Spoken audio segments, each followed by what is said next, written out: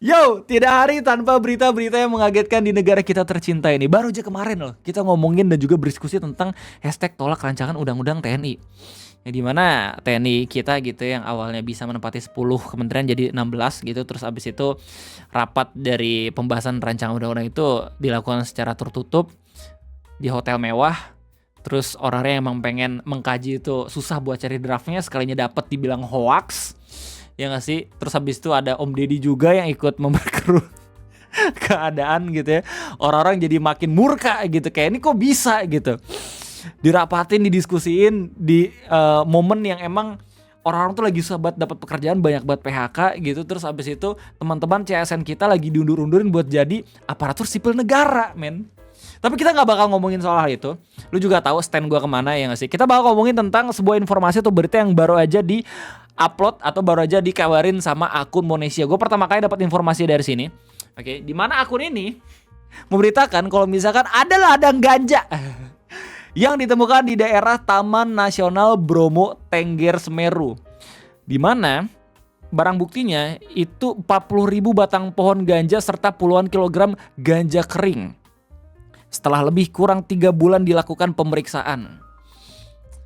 Ini mind blowing banget gitu. Karena apa? Karena orang-orang yang bisa mendaki itu selalu mempersiapkan makanan gitu. Dan juga bawa sayur buat ke gunung biar seenggaknya kagak lapar.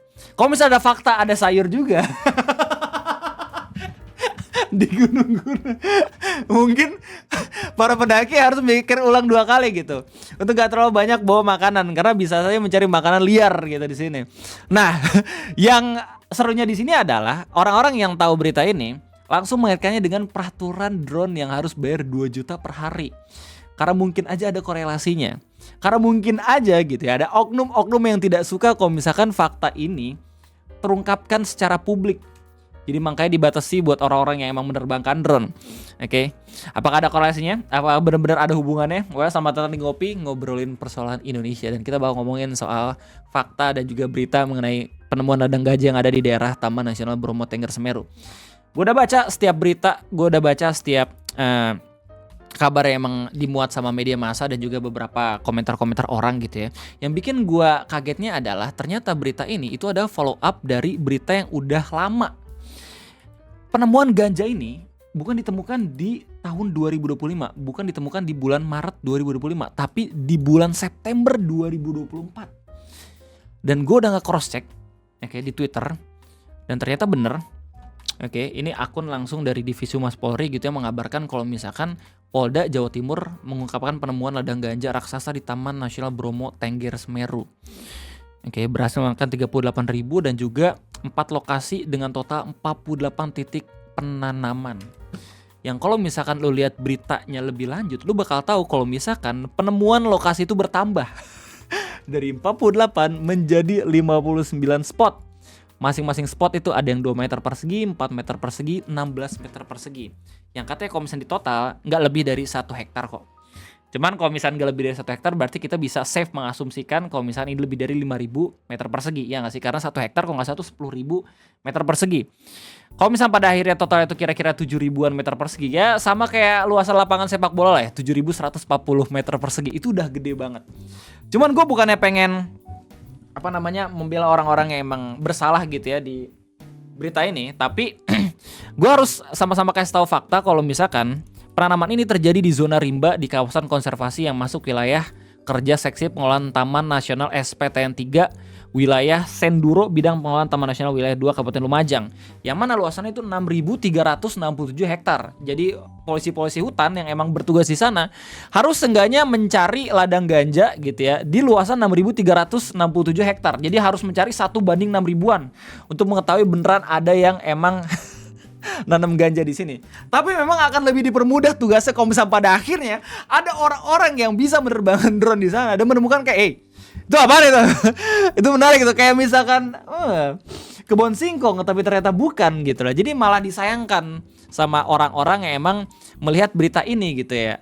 Kalau misalnya pada akhirnya peraturan-peraturan bayar drone 2 juta ini nggak diadain, mungkin aja bakal banyak orang-orang yang mengetahui kalau misalkan ada another ladang-ladang ganja yang bisa ditemukan, ya nggak sih? Karena dari bulan September ke bulan Maret itu katanya spotnya bertambah, ya nggak sih? Nah, yang lebih lucunya lagi adalah kalau bisa kita throwback ke belakang.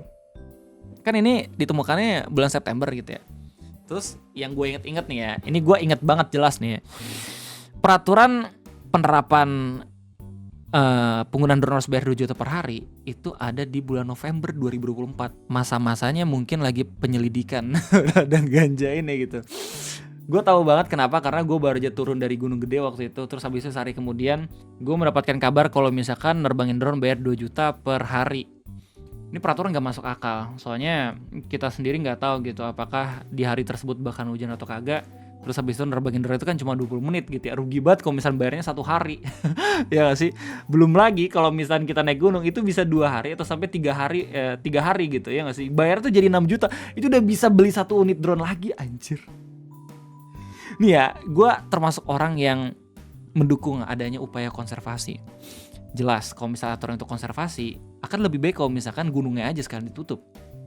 Ngapain harus repot-repot bayar 2 juta per hari gitu biar mengurangi orang-orang yang menerbangkan drone gitu. Ngapain? Langsung aja gitu ditutup gunungnya, gak ada yang kesana lagi. Kan konservasi parah. Tinggal polisi hutannya tuh mengamankan ataupun mengawasi yang ada di daerah sana. Kan simpel, gak usah ada pendakian dan segala macam, beres. Tapi gue yakin gak bisa seperti itu karena apa? Karena ada ya pemasukan di sana. Nah kalau misalkan kita ngomongin soal pemasukan, menurut gue akan lebih baik kalau misalkan penerbangan drone itu justru disupport dengan pemerintah. Kenapa? Karena orang-orang yang biasanya pengen naik gunung, apalagi turis-turis mancanegara, itu akan tertarik buat ke daerah kita, ke negara kita. Bukan karena ngelihat postingan-postingan yang ada di akun kementerian, tapi di akun-akun atau konten kreator videografi yang biasanya ngasih lihat betapa indahnya Taman Nasional kita lewat aerial shoot atau video dari drone sendiri kayak gitu. Tapi nanti kok kayak gitu pengerusakan lingkungannya makin tidak terkendali. Ya buat aturan yang strict. Sebenarnya tuh nggak cuman drone doang kalau logikanya kayak gitu ya. Kalau logikanya nerbangin drone tuh jadi bisa merusak lingkungan karena banyak banget orang-orang yang datang. Ya orang-orang yang motret pakai HP pun kok kayak gitu harusnya dilarang anjir. Iya nggak sih? Ya jadi kalau misalnya alasan untuk konservasi tutup gunungnya itu gue setuju tuh. Jadi nggak ada lagi tuh konten-konten naik gunung, nggak ada gitu. Gue mendukung dah, sumpah. Gue bakalan nge-take down video-video pendakian gunung gue gitu, serius. Tapi kan kalau misalkan akhirnya kita bisa mendapatkan fakta kalau misalkan ada berita penemuan ladang ganja di bulan September, terus tiba-tiba di bulan Novembernya itu ada peraturan bayar drone 2 juta per hari, kan jadi kayak orang-orang mikir dan berasumsi ini mungkin ada kaitannya nih, ya gak sih? Ada yang ditutup-tutupin nih. Soalnya kalau misalnya lihat beritanya, yang ditangkap itu 3 orang warga yang nanam, tapi warga yang nanamnya sendiri itu katanya nggak tahu siapa yang ngasih bibit, yang ngasih, kan agak sus gitu ya. Jadi dalang dibalik penanaman ganja ini masih belum bisa ditemukan siapa orangnya. Terus habis itu ada 3 saksi dari Taman Nasional sendiri, yaitu Pak Edwi Yunanto, Pak Yunustri dan juga Pak Untung. Semuanya itu selaku polisi hutan dan mereka ngasih tahu kalau misalkan ya penemuannya makin lama makin banyak ladangnya kayak gitu. Nah dalam berita ini juga dikasih tahu kalau misalkan karena adanya fakta ini, pada akhirnya mereka akan mencoba untuk mengawasi dan juga mencari tahu lebih lanjut tentang adanya potensi penemuan ladang lagi dengan menggunakan atau bantuan drone. Nah, ini juga diungkapkan sama Pak Edi Yunanto. Dalam kasusnya mengungkapkan bahwa setelah pengungkapan kasus ladang ganja oleh Kepolisian Resor Lumajang, dia kemudian diperintahkan oleh Kepala Balai Besar TNBTS untuk melakukan pemetaan dengan bantuan drone. Ada surat tugas dari Kepala Balai untuk melakukan pemetaan itu. Kayak gitu coy.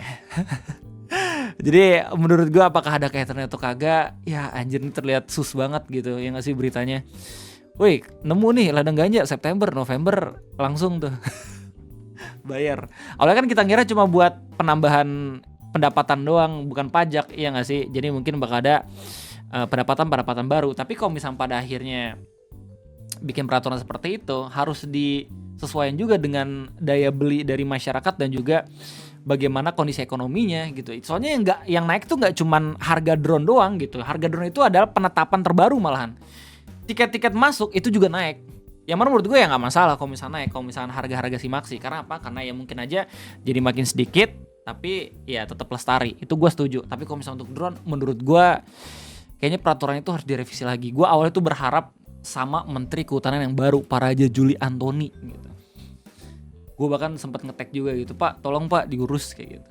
Tapi setelah gue baca berita tentang ada rencana deforestasi di zamannya beliau gitu ya, untuk buka lahan sawit dan 20 juta hektar hutan, Terus habis itu berita tentang kader PSI yang banyak banget ada di OMO Volu Netsing 2030. Jadi kurang respect. Jadi kayak udahlah, harapan semua lah.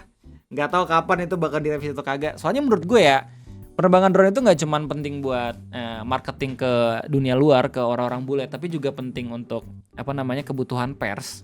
Ya nggak sih, apalagi jurnalis yang emang investigatif gitu ya, notabene yang emang susah banget buat nyari izin, padahal perusahaan tersebut emang mungkin aja bermasalah gitu, makanya diem-diem tuh langsung bisa nyari dokumentasi lewat drone kayak gitu.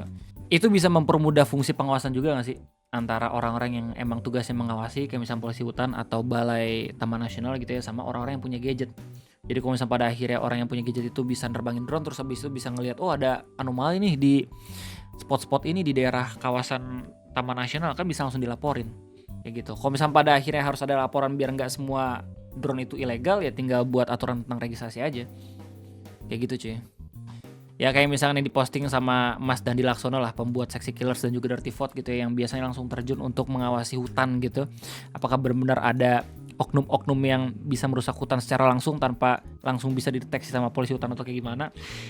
Beliau sendiri ngerasa keberatan dan juga ngerasa kalau misalkan peraturan ini tuh ribet banget, bermasalah, yang pada akhirnya mempersulit dia juga dalam fungsi kontrol sebagai pihak ketiga. Beliau bilang anggaran negara jeblok nerbangin drone di kawasan konservasi sekarang bayar 2 juta. Sampai pakai alasan agar satwa nggak terganggu. Jadi boleh ganggu satwa asal bayar. Apalagi pakai alat berat seperti di Suaka Marga Satwa Rawa Singkil ini gitu.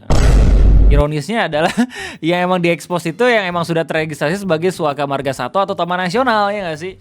Ini Taman Nasional gitu.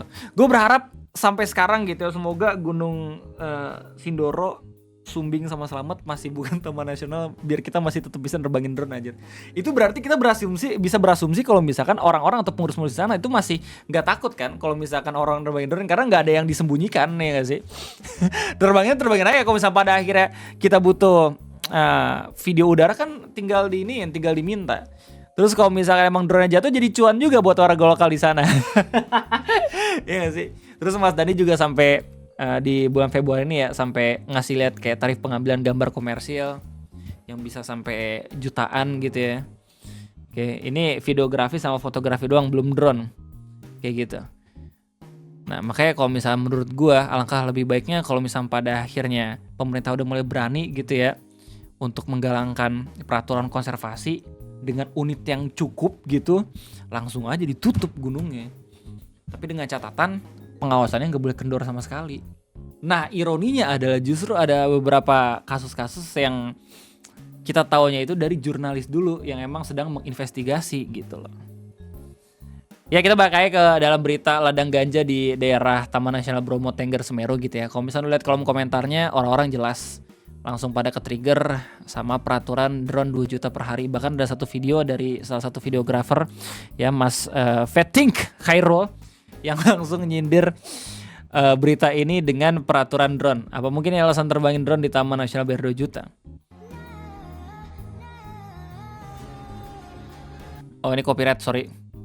Ladang ganja di Taman Nasional Bromo Tengger Semeru, saksi ada kerusakan ekosistem. Sedih gitu ya. Oke. Asumsi orang-orang tuh banyak banget yang langsung mengkorelasikan ini dengan peraturan drone. Ya kalau misalnya dilihat secara timeline emang agak sedikit sus gitu ya. Cuman ya semoga nih, gue sampai sekarang masih pengen itu peraturan direvisi kalau misalnya pada akhirnya untuk komersialisasi gitu, ya nggak sih? Tapi kalau misalnya untuk konservasi, gue tetap berpegang teguh untuk langsung aja Pak tutup semua taman nasional. Gitu, biarkan satwa-satwa yang ada di sana tuh hidup dengan tenang tanpa campur tangan dengan kita kayak gitu loh. Kalau misalnya nggak peduli sama warga lokal yang ada di sana, ya nggak sih? Jadi intinya itu aja mungkin berita mengagetkan yang gue temukan di akun Monesia dan segala macam yang bisa gue share ke lu semua. Gimana pendapat kalian? Silahkan tulis di kolom komentar. Kita ketemu lagi nanti di next video. Jadi terima kasih banyak. Sampai jumpa.